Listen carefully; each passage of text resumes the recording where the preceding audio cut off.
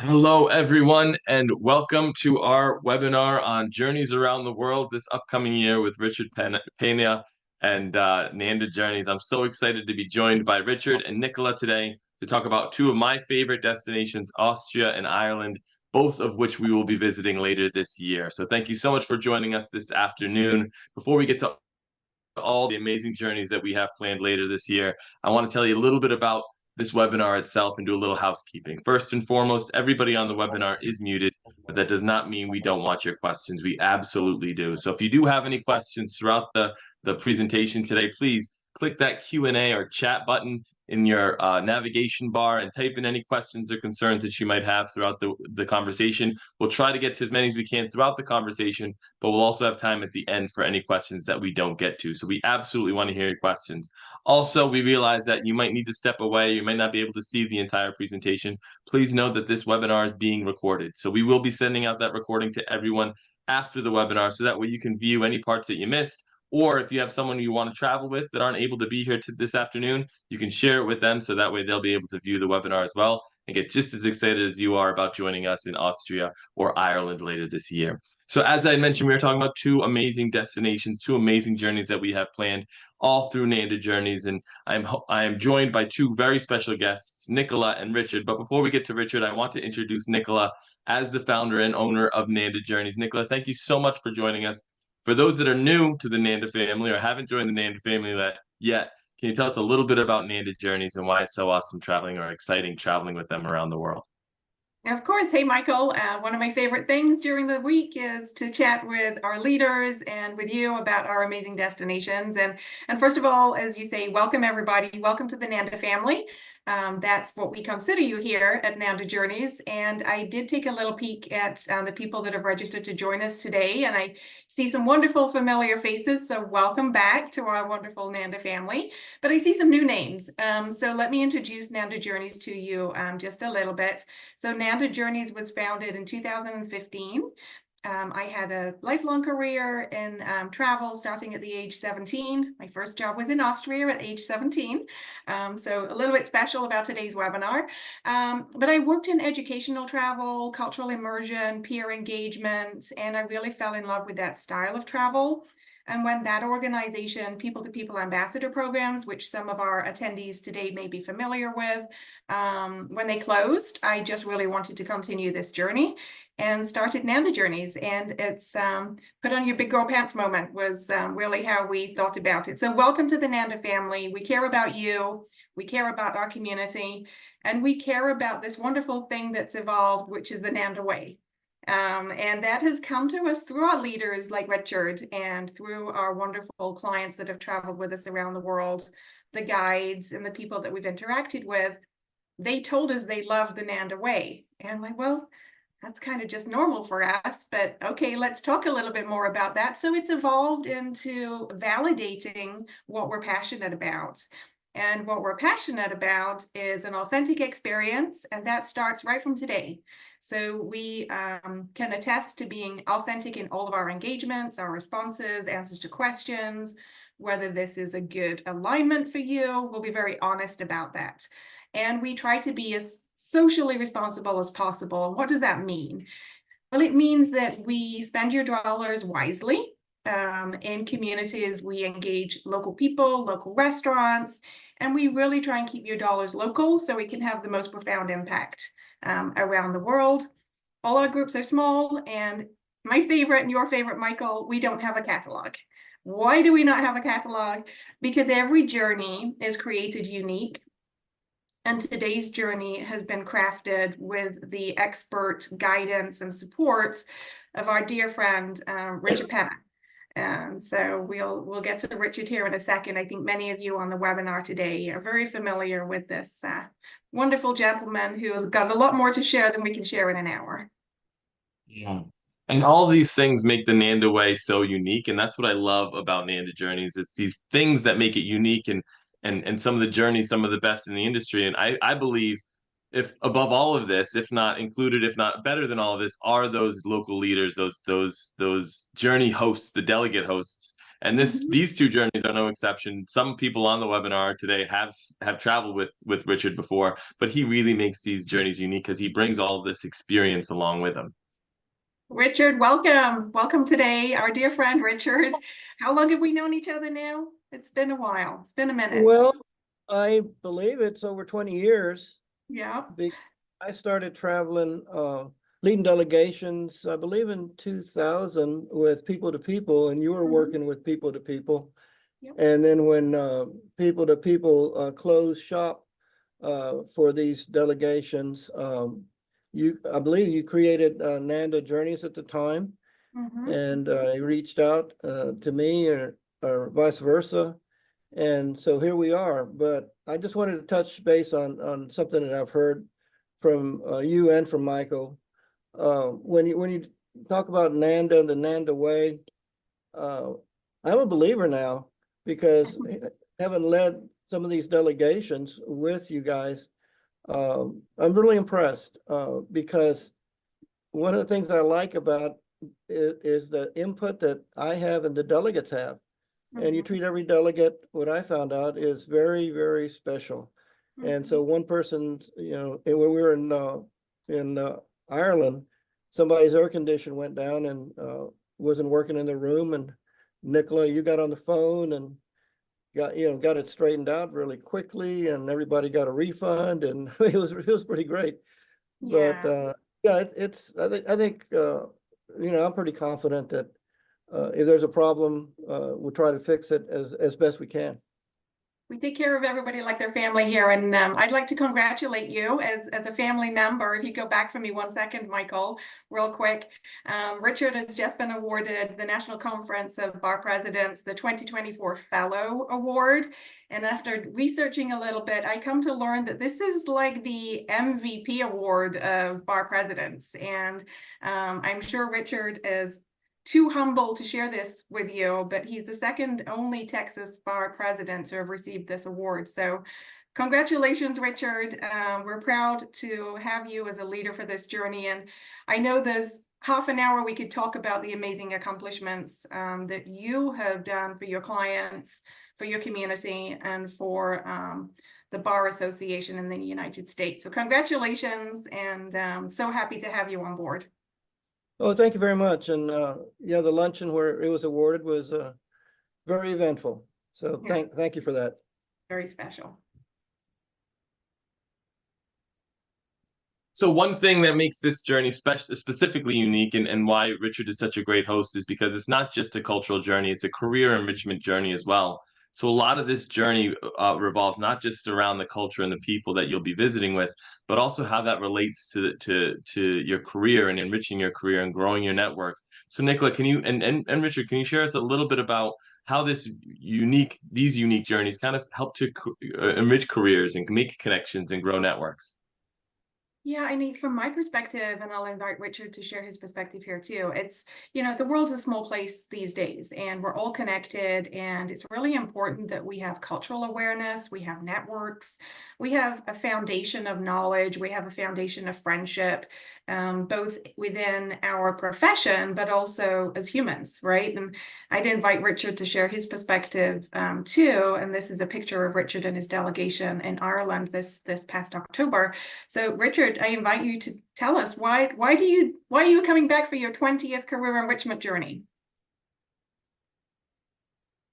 Well, when I got my first call from people to people asking if I'd lead a delegation, I believe it was to China. And at the time, I didn't know if it was a hoax or if it was Christmas, but looked into, at the time it was people to people, and found out it was a real deal. And we sent invitations out, and mainly to the Texas lawyers at the time. Now we're leading them internationally or nationally, ABA type folks and Texas lawyers. And it was very well received. But what I found out is that people want to travel to other countries. What we do when we travel is, I like to go into a country like we did in Ireland, for example, last October. And when Turlock, who Nicola will be talking about, started asking me why we were there, and I told them we're trying to not only see beautiful sights, but we want to find out what is going on with Ireland, what is really going on with the legal community. We want to peel back that onion, and so we can see what is happening. That's what I want to do whenever we travel. And those of you who have traveled with us, that I think you know that we try to delve, and that's the difference. We try to delve deep into what is happening with the country, what is happening with the people, and that in addition to the culture. And we made great strides of that in Ireland with the troubles that they had, the Good Friday Agreement, how the people feel right now, what is really going on, how dynamic is it? But it's a small world. We when we travel, we meet other lawyers, and we exchange cards, and our delegation keeps in touch with the other lawyers in other countries. I led a delegation not too long ago, and we needed to visit certain places in this other country. And so we called a friend of ours who we had met, and a very powerful person, lawyer in India. He called some people, and he called his daughter, and who was in that country, and they arranged top level meetings. So as you said, it's a small world, and It is. a community of lawyers and that travel, and everybody keeps in touch usually. Yeah, I think that's the side kind of benefit, is the friendships and the connections that are made. Because I know for your delegation, there's still a WhatsApp group, and people chat and they exchange articles and stories about the things that you learned and how that's now continuing to impact, the country of Ireland, but going back, like you say, China, Cuba, India, all those amazing places you've been, that network of friendship and camaraderie. And I think Eisenhower said it best when he envisioned this kind of exchange is, we don't go to war with our friends. And, if more people are connected and they know each other and they understand diverse opinions and differences of opinion, we just hope to be in a better place collectively. So thank you for being part of that, Richard. Well, it's been my pleasure. And when you touched on Dwight Eisenhower, this whole movement of professionals abroad started with Dwight Eisenhower when he was in the White House, and he was part of the State Department. And he started with the travel of professional doctors, lawyers, other folks to other countries, because his theory was, if you talk, you don't fight. And when he left the White House, that program called People to People went on to Spokane, and now you have Nanda Journeys. But that's what we found. We found that, and what I found is that people are the same all around. But I think one of the things Michael asked is the engagement for lawyers, not only the cultural experiences, but the peer engagement. And why do I do this? One of my goals in missions is to get lawyers to see the big picture. I'm in Austin, and we have the local lawyers, the Austin Bar and the State of Texas, State Bar of Texas, and even the American Bar Association.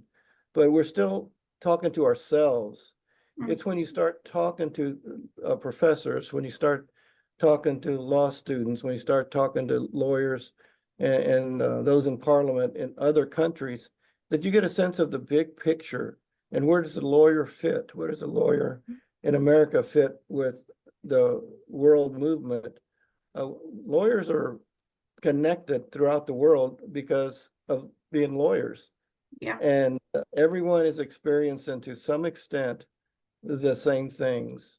Right now, it's a very dramatic situation.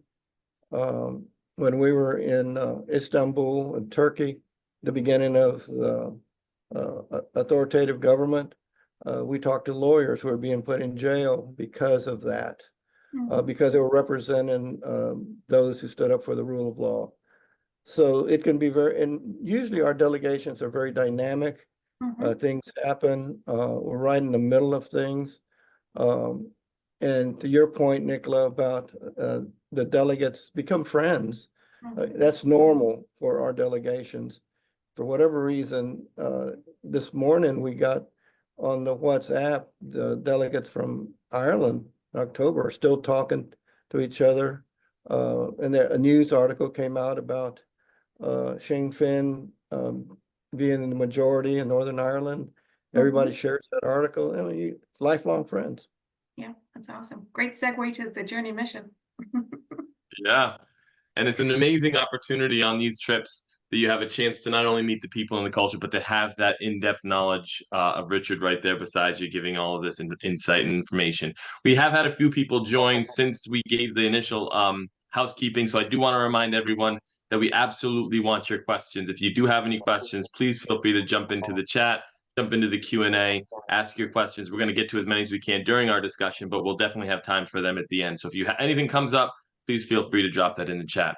So our first journey that we're here to talk about today is Austria, one of my favorite places in the world. I love the food here in Austria, Vienna, Salzburg. I still consider Vienna like my favorite city in the entire world. So you guys have a great journey in store for you. But this 8-day, 7-night journey departing December 8th to the 15th, it's a site of Austria that I haven't seen personally, and that's the Christmas markets, which is going to be a big backdrop or a very beautiful backdrop to our conversations and discussions around the legal aspects of Austria.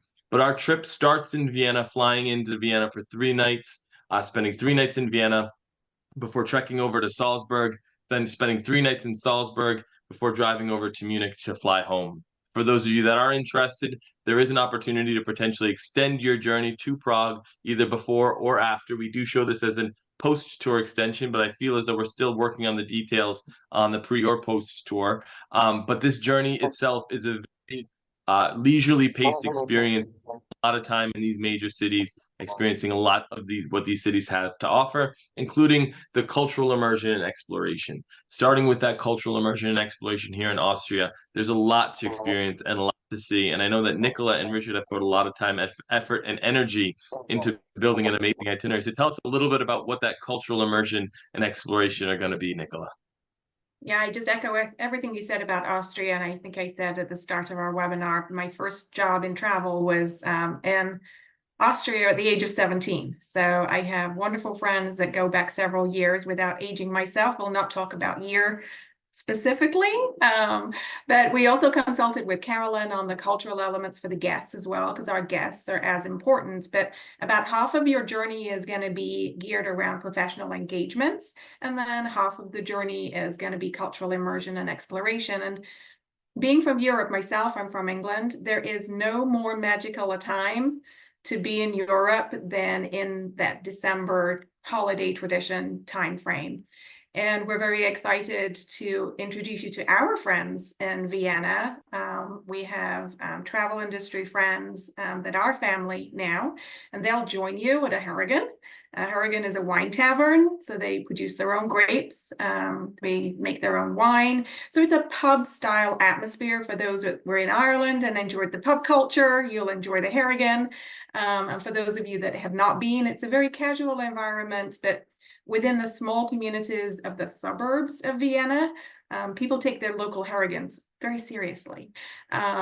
So you'll also get to experience, a Christmas concert, the music of Austria, of course, very diverse, but very influential in the world, So Mozart is significant. You'll learn about Mozart. But the palaces and the origins of the monarchy and so on and so forth, there is just so much. You're going to want to go back. We've tried to pack as much in, but there's just so much to see. And the Christmas markets are going to be special, buying gifts for family. It's a Christmas tradition, yes, but it spans all the holiday traditions. It's just magical because the weather's nice and cool and cold. You might get a few snowflakes that really add to that ambiance of it being that holiday time. But, Richard, what do you think is the most exciting thing for the delegates and the guests when it comes to the cultural elements of the Austria program? Well, I kind of want to touch on why we're going to Austria. When we were planning our next delegation, you and I were talking, and I'll just share that with the audience. You and I were talking about the next delegation, and we brainstormed and came up with Austria. And I'd been to Austria once before, personally on my own, and got to experience the Christmas markets that you're talking about. And the word magic is used, thrown around a lot, but truly we went to a Mozart type event in Vienna, and walked out, and right in the middle of night, right in the middle of the Christmas markets. Fantastic, unbelievable. I mean, it was a sense that you got of what Christmas really is. And then you bought some warm wine and walked around, and my wife and I, who's going to be our co-leader, we still talk about that evening. It was incredible. So to get back to why we're going to Austria, we said, well, what's better? Let's take some of our friends and lawyers and their guests. Let's go to Vienna in Christmas time. And then we just started brainstorming, and what a place to buy gifts, which we did for the Christmas holiday. So it's great. From a legal perspective, one of the reasons that I want to go is because it's a comparative law type journey, where we're going to compare American civil law type concept that we have to their code law, where they don't rely on case law, but rather they have it written down, and every judge makes his own decision, not on precedent, but on that. And then recently, what is important, we like to touch on the real, be real. Let's be real. Let's talk about what's going on in the world right now. Let's talk about what's going on in America. But strangely enough, what we have in America with some of the threats on democracy and our Constitution are also going on in Austria. There's still an element of that, and you may have seen that or read about it in the paper or in the news. And I want to go and check that out, say what is going on in Austria and in Europe. And that's all part of our legal component.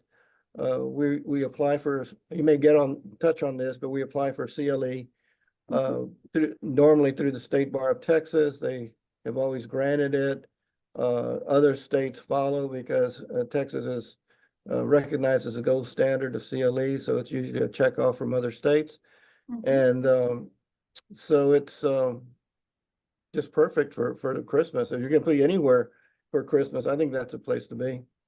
Yeah, I think Austria is just one of the most magical places. There's something special about it, having the Alps as a backdrop, and just that time of the year, it creates this ambiance of just being super special. So I'm glad you touched on, both the culture and the legal aspects of it, because we have already lined up some pretty significant meetings for you, for your professional members, for your lawyers and legal professionals that'll be joining you to meet with the Senate of the Supreme Admin Court. There are 3 of them. This Dr. France Palant is one of them. And then we'll have meetings in various universities to exchange conversations with students and professors. So there is a full, as you say, MCLE program, but we do it in such a way that it should be meaningful, and culture is important, but all of the conversations you and I had, Richard, were around how can we make this a very robust program that has learning outcomes and really leans in to, the history of law in Austria, but how it relates to today. So I think you really will get a sense of that if you participate in this particular journey. Yeah, absolutely. And as you guys were mentioning, this professional and peer engagement and education, continuing education is brought on throughout the entire itinerary with the beauty of Vienna and Salzburg as the backdrop. As I mentioned, Austria is one of my favorite places because for those of you that don't know, Vienna was the heart of the Habsburg dynasty back at the height of the Habsburg dynasty. So the architecture, even of the city hall, is one of the most beautiful buildings I've ever seen. And all of that is kind of, you have the legal aspects, the beauty of the destination, the beauty of the people, the amazing food. I don't know if you, Richard, remember the food. My grandparents came from north of Vienna. So like the Wiener Schnitzel there, I could eat all day, every day. So like the food itself is worth the trip back for me when I went. But I say that to say there's a lot for our journey or our delegation to experience. And so while the one thing we haven't touched on is while all the professional engagement is happening, we do want our professional delegates to bring their guests along with them, because there are aspects of the itinerary that will be provided while the professional delegates are going off and doing their thing. So there is really something for everyone. Tell us a little bit about what that additional guest accompanying program is all about. Yeah, it's really, we've learned over time to modify this a little bit. From my perspective, I want you to see everything.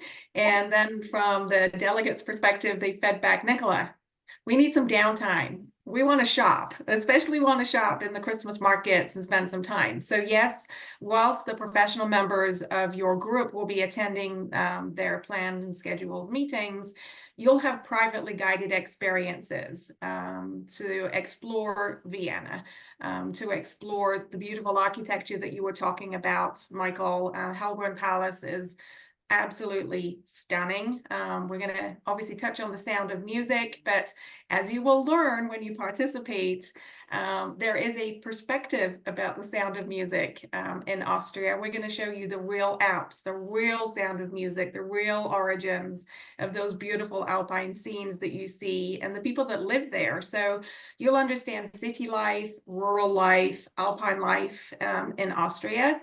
So all of this is privately guided. So typically about a third of the group are guests. So we are limiting this delegation to 20 attendees. So there'll probably be 7 of you we're anticipating will be guest members that will have your own guide. So the professional delegates will have their guide go with them to chaperone them to their meetings. You will have your own local guide to be with you. And then the evening times, you'll regroup as a full delegation, do meals together. And Richard mentioned that fabulous hot wine. So you'll all get to learn how to make that. Some people call it glühwein locally. Some people call it punch. My good friend Christian, who I collaborated with on this design of the program, he calls it punch. And he says it in such a special way that's super unique. So again, you'll be with the friends of Nanda. They'll teach you the recipe and how to make this fabulous glühwein. And it'd just be a really magical time. That word keeps coming out, but it's true. It's going to be super magical. Absolutely. And just to kind of give you an example of what the city hall looks like, that building there in the background is the town hall, or the town hall. You can imagine town halls here in the United States. That's their city hall or their town hall there in Vienna. So as you can imagine, the Gothic architecture is just the backdrop of the education and the experience you're going to be having. Not to mention the food. I don't know if I've mentioned the food yet, but the food is something to not miss by any means. So this itinerary will be departing again in December 8th to the 15th. Perfect opportunity to get some Christmas shopping done. We oftentimes always support, always encourage our delegates to support local businesses, but we often find, not a lot of shopping. This is one of those itineraries that there's been plenty of time to do some Christmas shopping as well as education and engagement. This 8-day, 7-night journey features 14 meals. Starts at $46.99 land only based on a double occupancy. If you are planning on traveling as a single, you're more than welcome to join us. There is a single supplement of $699 as that single traveler. If you are interested in joining us, the deposit due is $500. We do encourage travel insurance to be placed down at the time of deposit. If you are interested at all, we do encourage you to sign up. All the deposits, all your payments are fully refundable up until July 11th, 2024, minus $95 service fee. So I say that to say, Nicola had mentioned this is getting limited to 20 passengers. I think our itinerary last year sold out. So I always tell people, if you're interested at all, please place your deposit down to hold your spot. It's better to have it and not need it than need it and for us to say, unfortunately, we have to put you on a wait list. So hopefully, if you're interested, please sign up and put your information deposits down. Richard, any final words before we move on to Ireland? Any final words about Austria, or encouraging words to get people excited or interested in joining us? No, I'd just like to underline that if you are interested, to go ahead and sign up, especially since it's fully refundable, because you sort of have nothing to lose at that point, and it's I think it's going to be a magical Christmas if you go. Absolutely. I mean, it's one of those places that once you experience it, like I say all the time, I've left very few places and said, I want to come back or I'm coming back. Vienna and Austria were one of those destinations for sure. The other destination, as luck would have it, is Ireland. And so, I could speak all day about Ireland and the gorgeous beauty of Ireland and all the aspects that provides. But this itinerary, I know you led a delegation last year, Richard, but this itinerary is a little different, a little more unique. And we depart September 17th to the 27th, 11 days, 10 nights, leaving again in September. So this itinerary does vary a little bit from last year. We start in Dublin. We spend 2 nights in the beautiful city of Dublin before heading south to Cork, where we spent 2 evenings in Cork. From there, we head northwest to Galway, visiting the Cliffs of Moher before finalizing our itinerary for 3 nights in Newcastle, heading up to Belfast, exploring Northern Ireland, and then departing out of Dublin again. Although this does share similar aspects to our itinerary last year, explain, Nicola, Richard, how are we doing Ireland a little bit different this time for those that might have joined us last year? Why would they might want to join us again this year? Yeah, I think one of the key things on the itinerary is we've expanded the cities that we're going to see so we can show people a little bit more of Ireland. So it's a slightly longer program. For those of you familiar with the journey last year, if you either joined us or considered joining us, we're going further south, so getting more into Cork and into Galway, and it is completely different than Dublin and than Northern Ireland.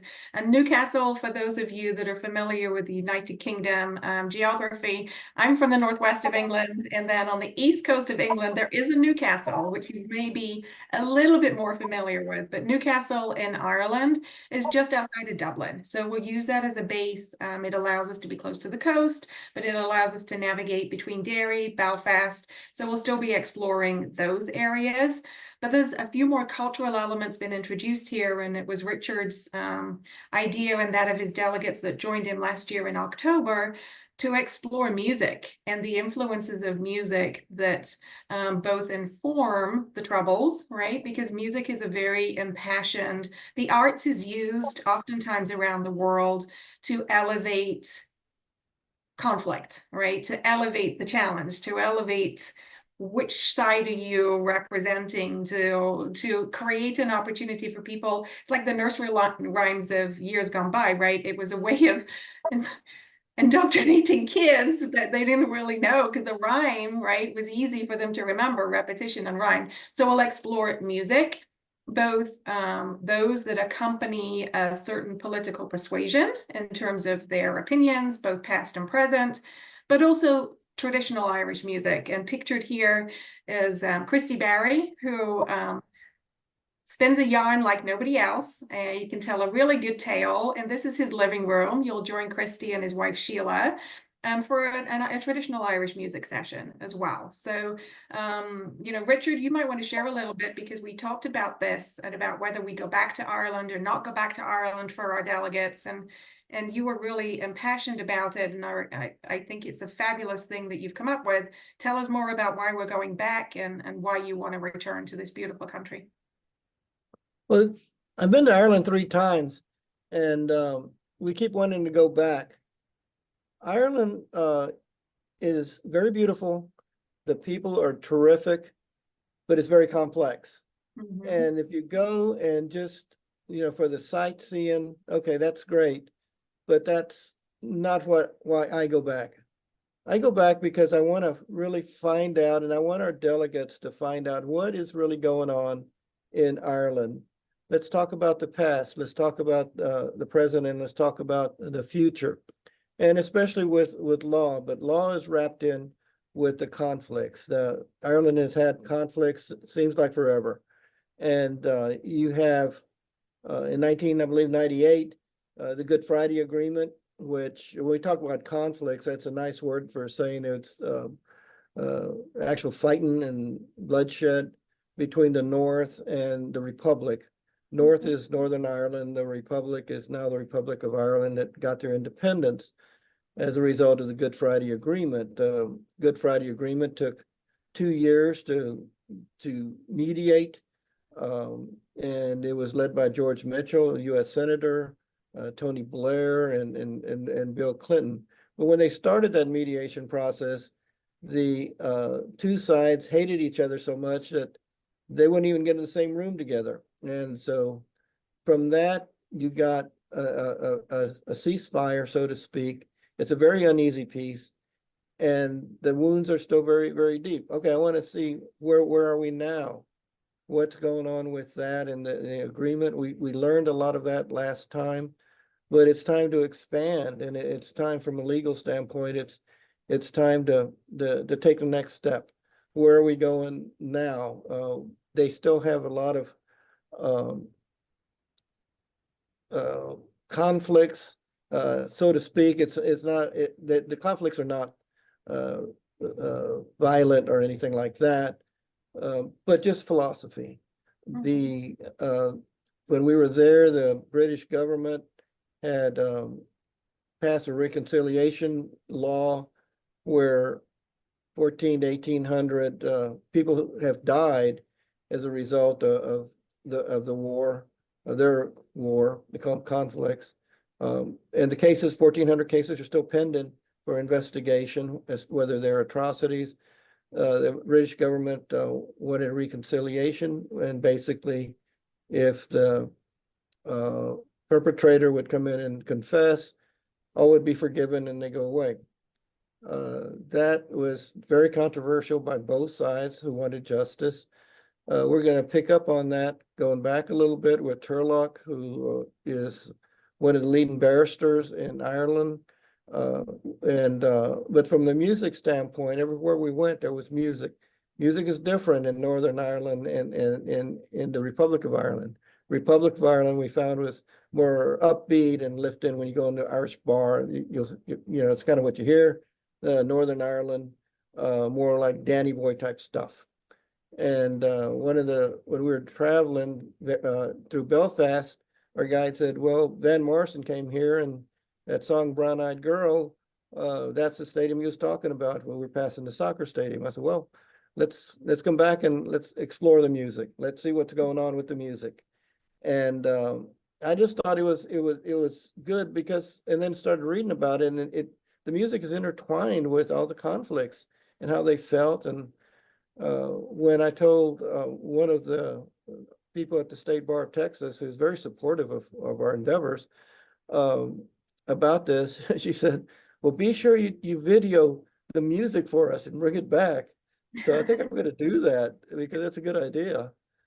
But it will grow you as an individual. Every time we travel, this will grow us as individuals. And the world is very small. People are the same everywhere.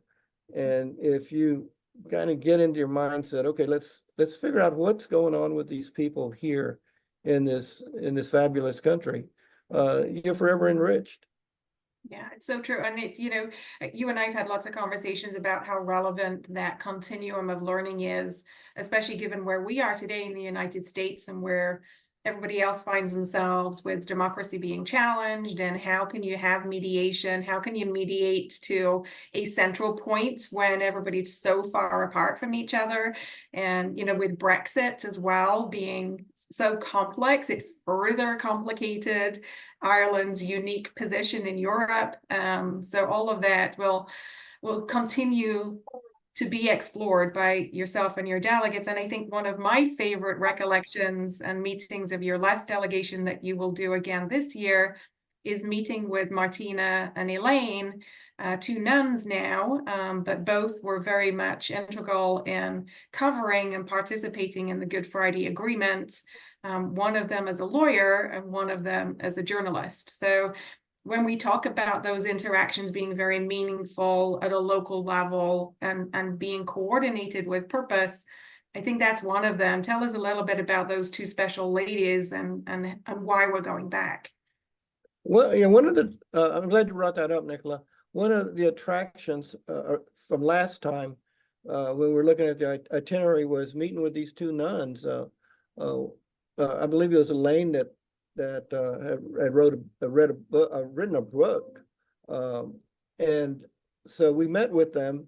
It was 5 o'clock in our hotel, and remarkable stories. And the stories have to be taken in the context of the Good Friday Agreement and how important that was to stopping the bloodshed.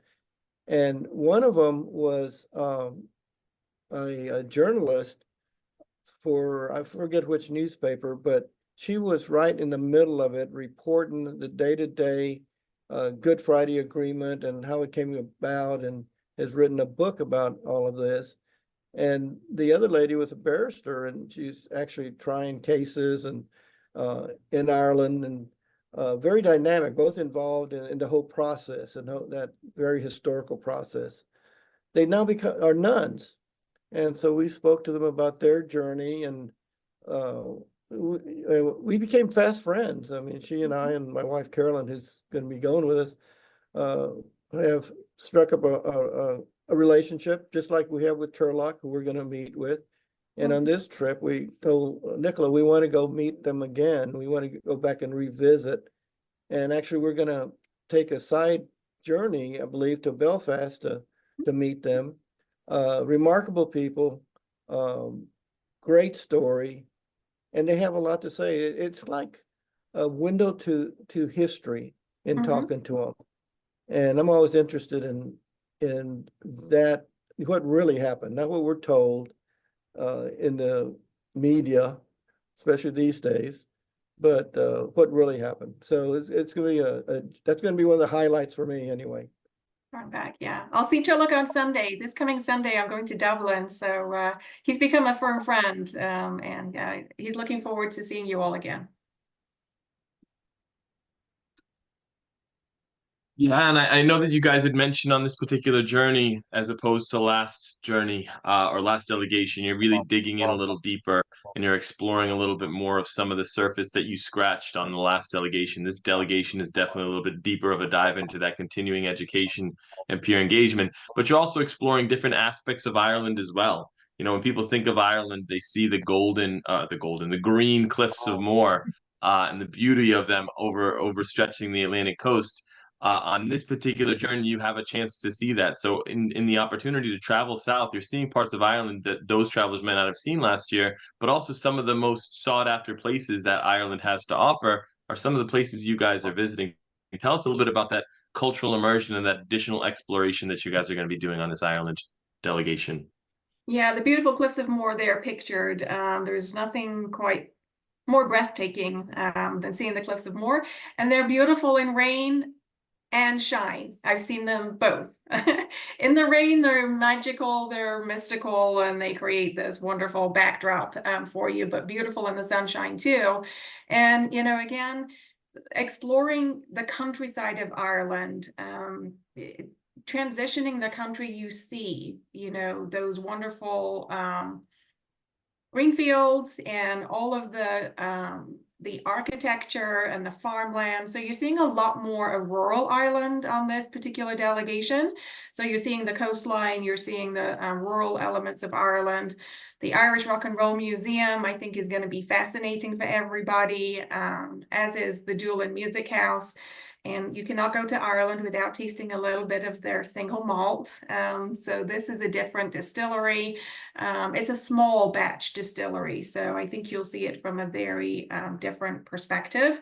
And Galway, honestly, is one of my most favorite places in Ireland to visit. Again, coastal, historical, fantastic food. If you're fans of oysters or you know, the west coast of Ireland for fish and oysters, unbelievable. Some of the best oysters I've ever had actually were out there. So the cultural side of this journey has been really well planned to introduce you to the different culture in the Republic of Ireland as well as in Northern Ireland. And I don't know if you had a favorite moment, Richard, or if you have a favorite can't wait to see on the cultural side of the delegation.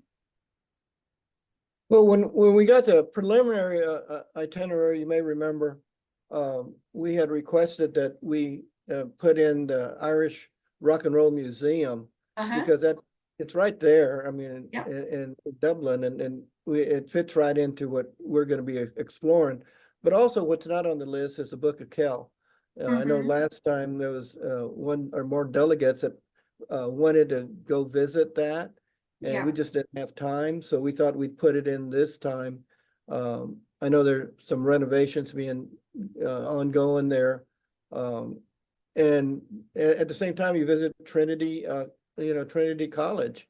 Yes. But one from the professional side, one of the most memorable experiences of the last trip was with the law school, the professors, the young people, how engaged and energetic they were. It was very rewarding, and it was great. And I just thought I'd throw that in because that does come to mind of how we have a new generation, because the torch is passed to that generation for whatever happens. And I think it's going to be for the good because they were terrific.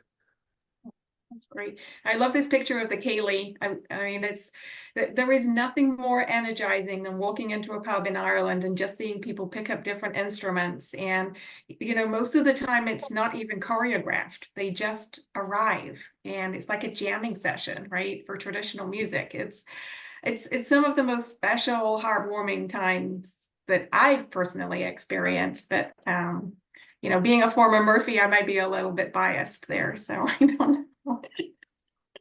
I agree. I mean, one of the beautiful things about walking down the streets of Galway or one of the cities is almost every pub has music kind of coming out of it, encouraging you to walk in and listen and kind of participate in that really traditional Irish culture and heritage. And the fact that you're exploring some of that culture and heritage on this journey alongside of that education is really, really cool, and something that I think a lot of our delegates should be really excited about as well. And in this journey as well, even when that professional delegation is doing the professional side of things, there's an accompanying guest program on this particular journey too, where they go on additional tours and experiences throughout Ireland.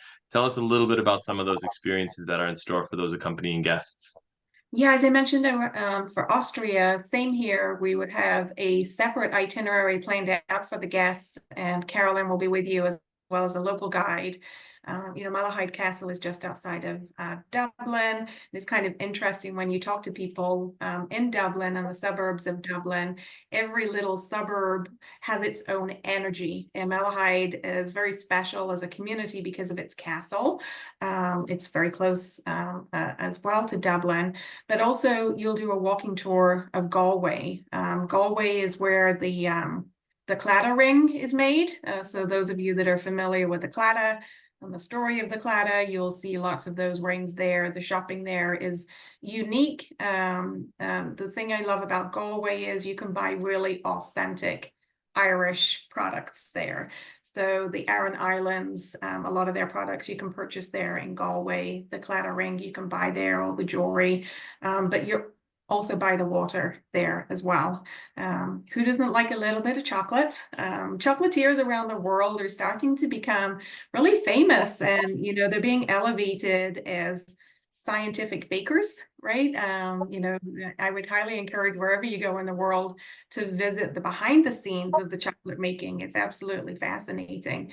So I think that will be enjoyed by the guests too. So we try and create an opportunity for them to see the culture, the traditions, the art forms, and also being outside as well. So there's something for everybody. And yes, there is some shopping time. That's the one thing I spoke about in Austria, and we can be critiqued on, and we take our critique very, very seriously here. So promise you'll have some time for shopping. And Galway is one of my favorite cities. I didn't get a lot of time, so I'm so excited that this itinerary spending a lot of time in Galway. When I was there, my daughters wanted to. I was with my family, and my daughters wanted to do a balloon animal. A guy was tying balloon animals in the middle of the street. It took so long that I hate to say it, but we had to grab McDonald's for lunch because we were going so Michael, quickly. And I had to the bus. Michael, I know, you're struck off. You're struck off the list. That's it now. I know. I was so mad, and then we sat in the park, and then a seagull took my hamburger. It was just one of those things. It was just one of those days that just didn't. But I would love to go back to Galway. I'm so excited you're spending so much time there because it is one of those cities that has so much life. in terms of, one of my favorite cities in Ireland. So that's definitely going to be a highlight for those that are joining this delegation. You got to try the And Murphy's. You got to try the Murphy's ice cream. The ice cream in oh, the Republic of Ireland. If you're an ice cream fan, there is nothing more special than Irish ice cream because it's from the Kerry cows, and it's so creamy and delicious. And they even have a gin and tonic flavor. It's my favorite. So you oh, got to try the Murphy's ice cream. I'm sold. I'm a big gin and tonic fan. So Um, so for those of you interested in joining us on this amazing delegation to Ireland, exploring more of what Ireland has to offer, exploring Ireland's peace through law, music, and culture, departing September 17th to the 27th, 11 days, 10 nights, featuring 18 meals, is $56.99 per person, land only, based on double occupancy. Again, we are encouraging, if you are traveling as a single, please join us as a $999 single supplement for those of you that are interested in joining us as a single. Again, that deposit to join us is $500. Travel insurance is always recommended when you travel with Nanda Journeys.